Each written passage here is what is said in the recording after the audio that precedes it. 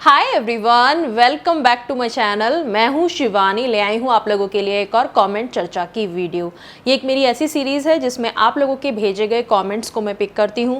उसमें आपने मुझसे जो भी पूछा होता है उस पर आपको मैं रिप्लाई देती हूं। तो आज मेरे पास कुछ कमेंट्स हैं जिन पे हम आज चर्चा करेंगे। अगर आप भी मुझसे कुछ पूछना चाहते हैं तो इस वीडियो के नीचे कॉमेंट सेक्शन में अपना सवाल आप मुझे भेज सकते हैं।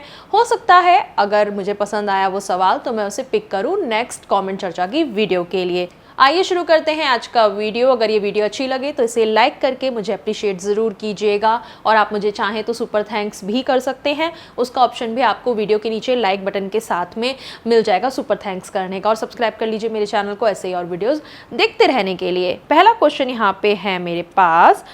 Good evening ma'am, first of all आप बहुत इन्फॉर्मेटिव और अच्छी वीडियो बनाते हैं। थैंक यू आप लोगों का कि आप मेरी वीडियोस देखते हैं और उन्हें अप्रिशिएट भी करते हैं।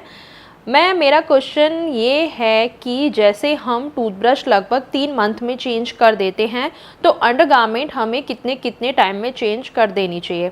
देखो, पहले तो अगर उसमें विजिबली आप देखो अपनी आंखों से कि कुछ आपको ऐसा लगे कि अब ये ख़राब होने लगा है, जैसे कि अगर उसमें छेद हो जाए, कुछ फट जाए, इलास्टिक ख़राब होने लग जाए या डिस्कलरेशन होने लग जाए, कलर एकदम ऐसा कि जैसे कलर उड़ गया है उसका, या कुछ कुछ पॉइंट्स पे आपको लगे कि कलर उड़ सा रहा है, तो ये सारे साइन है कि अंडरवियर आपको डेफिनेटली चेंज कर लेना चाहिए। अदरवाइज अगर आपको कोई विजिबली चेंज नहीं लग रहा, तो अगर आपका साइज बदल जाता है तो ऐसे में आपको डेफिनेटली चेंज करना चाहिए। हमेशा आपको अपने करेक्ट साइज के अंडरगारमेंट पहनने चाहिए। और ये सारे प्रॉब्लम भी अगर आपको फेस नहीं करने को दिख रहे हैं तो आप चाहें तो फिर उनको लॉन्गर टाइम के लिए भी चला सकते हैं। जनरली कहा जाता है कि 6 महीने से लेके 1 साल तक के बीच में आपको अंडरगारमेंट चेंज कर लेने चाहिए। लेकिन ये वाली चीज़ हर किसी पे अप्लाई नहीं होती है। कुछ लोग होंगे जो सिर्फ 4 अंडरवियर यूज़ करते होंगे रेगुलर बेसिस पे और बदल बदल के धो के वही चलाते रहेंगे। कुछ लोग होंगे जो ज़्यादा क्वांटिटी में अंडरवियर अपने पास रखते हैं और उनका एक अंडरवियर को दोबारा रिपीट करने का शायद टाइम ज़्यादा हो जाएगा।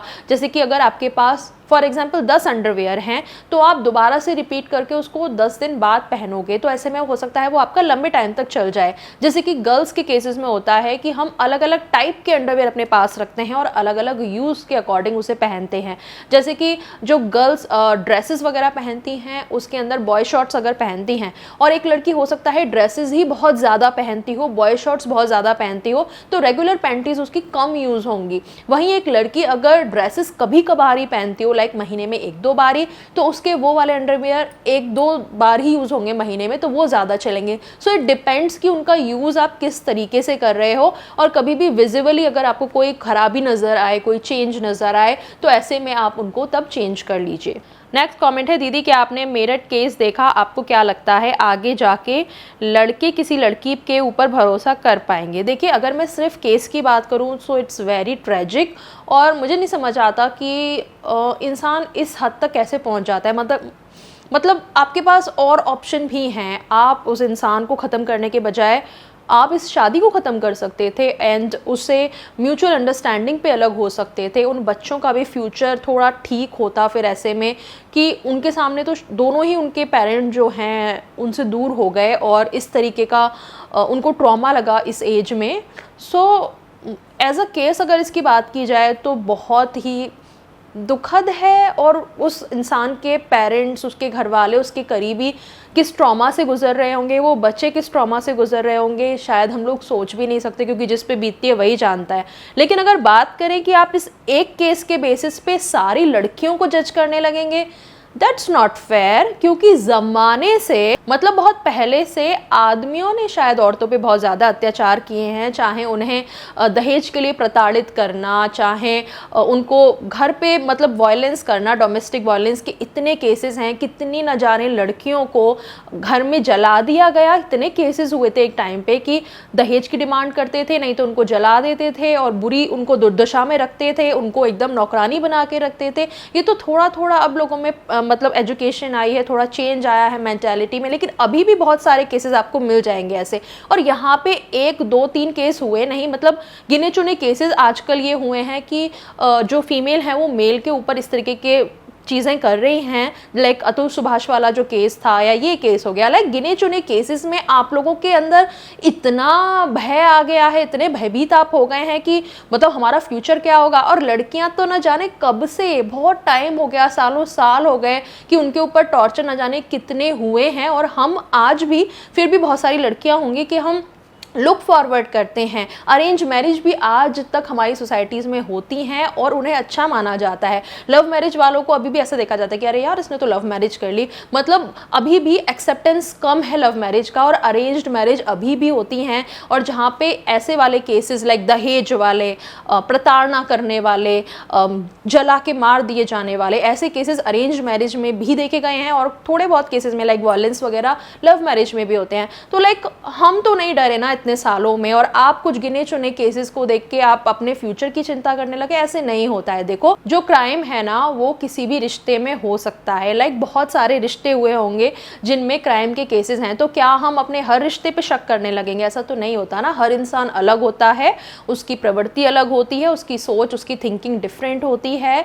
सो जब भी आप अपने पार्टनर का चुनाव करें थोड़ा सोच समझ के करें। मेरे चैनल पे आपको बहुत सारी ऐसी वीडियोस मिल जाएंगी जिसमें मैं आपको गाइड करती हूँ कि आपको क्या चीज़ें ध्यान में रखनी चाहिए। अभी रिसेंटली भी मेरी वीडियो आई है खासतौर से अरेंज मैरिज के लिए, तो आप थोड़ा सा सोच समझ के डिसीजन लीजिए। लेकिन ऐसा तो नहीं होता ना कि बाहर जाने पे, एक्सीडेंट्स आजकल बहुत हो रहे हैं तो हम बाहर जाना ही बंद कर देंगे, हम सड़क पे जाएंगे नहीं, हम अपने घर में बैठे रहेंगे। फिर अगले दिन कोई केस आएगा कि कोई अपने घर में बैठा था और छत गिर गई, तो क्या आप अपने घर में रहना बंद कर दोगे? नहीं ना। तो भाई केसेस होते रहते हैं, उनके चलते हम अपनी ज़िंदगी जीना नहीं बंद कर सकते, लेकिन बस हमें थोड़ी सी सावधानी बरतनी होती है। आई होप आप इसको समझ पाएँ। नेक्स्ट कमेंट पे आते हैं। पार्टनर फिजिकल होने से मना करिए, क्या ब्रेकअप कर लूँ? जी बिल्कुल, आप ब्रेकअप कर लीजिए, और अगर हिम्मत है तो सच बता के उससे ब्रेकअप कीजिएगा। उल्टे सीधे इधर उधर के एक्सक्यूजेस मत दीजिएगा कि ये रीज़न है या वो रीज़न है या उसमें कोई कमी निकाल दो। सीधे सीधे बोलना मैं इस रिलेशनशिप में था इसीलिए क्योंकि मुझे फिजिकल होना था और ये नहीं हो पा रहा है तो मैं अलग हो रहा हूँ, ठीक है ना। उस पर कोई प्रेशर बनाना है ना दबाव डालना है, अपनी मर्जी से थोड़ा सा करेज लेके सच बता के अलग होइएगा। और अगर दूसरे रिलेशनशिप में आप जाए, पहली बात तो आप रिलेशनशिप में ही क्यों रहे हैं? अगर आपका मोटिव सिर्फ एक दूसरे जेंडर के साथ इसीलिए इन्वॉल्व होना है कि आपको फिजिकल होना है, तो आप वैसे ही पार्टनर को ढूंढिए ना। लाइक हुकअप कल्चर जो आजकल बड़े बड़े शहरों में चलता है, थोड़े मॉडर्नाइजेशन में हम आ गए हैं कि हमें हुकअप्स करने हैं, फ्रेंड्स विद बेनिफिट हैं, तो आप उस तरीके के ही रिलेशनशिप में जाइए ना। इसको ऐसा रिलेशनशिप वाला नाम ही मत दीजिए, क्योंकि दूसरे इंसान को फिर कुछ इमोशनल अटैचमेंट हो जाएगी, उसको आपसे कुछ उम्मीद हो जाएगी। थोड़ा सीरियस अगर वो हो गया तो क्यों किसी का दिल दुखाना, कि उसकी फीलिंग्स को हर्ट करना, उसको कोई एक ट्रॉमा दे के आप जाओगे, चले जाओगे, उसके लिए बाद में एक मतलब बुरी यादों के साथ वो रहेगा। तो इन सब चीज़ों में मत पड़िए। अगर आपका मोटिव यही है ना करना, तो ऐसे पार्टनर आपको मिल जाएंगे जिनका मोटिव भी यही करना है, तो उनको आप अपने लिए ढूंढिए, ठीक है। नेक्स्ट कॉमेंट पे आते हैं। शिवानी दीदी, मैं आपकी हर वीडियो देखता हूँ, मेरा क्वेश्चन ले लो फॉर नेक्स्ट कमेंट, चर्चा बहुत इंपॉर्टेंट है। माय क्वेश्चन इज़, मुझे मिडनाइट में नाइटफॉल और डिस्चार्ज हो जाता है, कोई परमानेंट सॉल्यूशन बताओ। देखो टाइम के साथ ये चीज़ वैसे तो कम हो जाएगी अगर बहुत ज़्यादा आपको नहीं हो रहा है। लाइक हफ्ता 10 दिन में कभी एक बार हो गया तो इट्स नॉर्मल, और अगर उससे ज़्यादा हो रहा है तो आप कोशिश कीजिए पहले तो खुद से उस पर कंट्रोल करने की। खुद से कंट्रोल कैसे होगा? मेरी इस पर वीडियो है, आप उसे देखिएगा, अपनी डिज़ायर्स पे कंट्रोल लाइए, अपना थोड़ा सा लाइफ स्टाइल रूटीन चेंज करिए। तो मेरी वीडियो आप देख लेना, मैं लिंक यहाँ पे आई बटन पे दे दूँगी। सो आप खुद से थोड़ा सा कोशिश कीजिए। फिर भी अगर आपको लगता है कि आप खुद से उस पर काम नहीं कर पा रहे हो, फिर आप किसी मेडिकल प्रोफेशनल से हेल्प ले लीजिएगा। यूरोलॉजिस्ट या सेक्सोलॉजिस्ट से जाके आप मिल सकते हैं, वो आपको फिर मेडिकली गाइड करेंगे कि आपको क्या करना चाहिए। नेक्स्ट कमेंट पे आते हैं।